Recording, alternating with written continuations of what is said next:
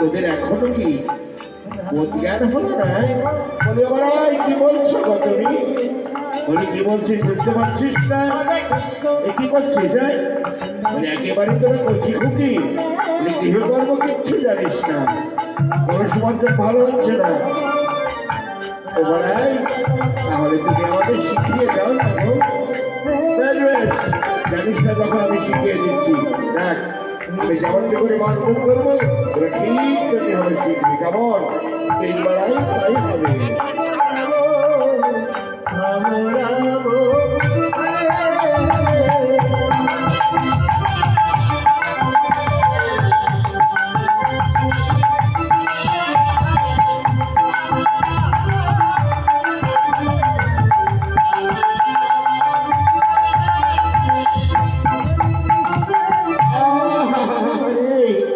এই যমুনার জলে পড়ে গেছে রে, কোথায় সখী?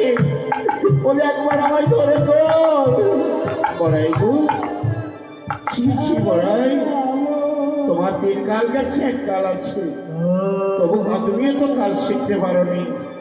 এই কি বলছিস? বলে আমি কাল জানি না। বলি জানো, আমি কলস বর্জন করতে করতে যমুনার জলে পড়ে গেলে কেন বলো? বলি সে নাই পড়েছি, তাই বলে কি কাল জানি না আমি? বড়াই হয়েছে গো, বেশ খুব হয়েছে। তাহলে শোনো, কলস বর্জন তখন আমাদের হয়ে গেছে, তাহলে চলো আমরা যমুনায় নেমে স্নান করি। সাঁতার কাটতে হবে কিন্তু বড়াই। বলি না না না না না, সাঁতার কাটতে আমি পারবো না। বলি তাহলে কি স্নান করবে না? হ্যাঁ বলি করবো। সত্যি কোনো দেখতে কিছু বলিনি তোদের।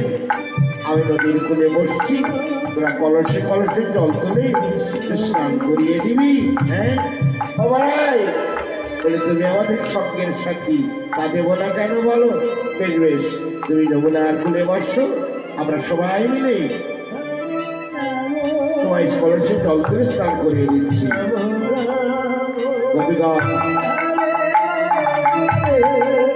সবাইকে ধরে ধরে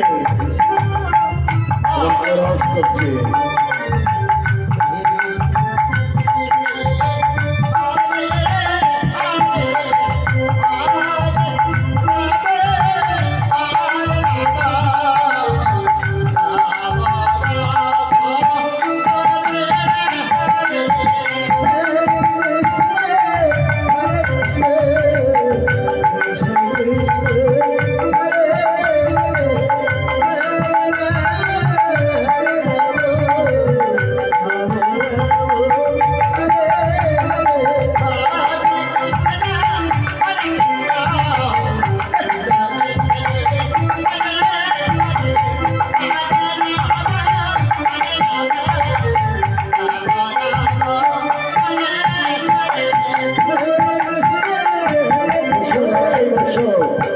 কলসে কলসে জল তুলে স্নান করিয়ে দিই। যমুনার কূলে বসলে সুখীরা বলছে, বড়াই এবার তোমার অন্তর্মর্জন করে সবাই স্নান করিয়ে দিই। কেমন? বেশ বেশ, তাই নেই।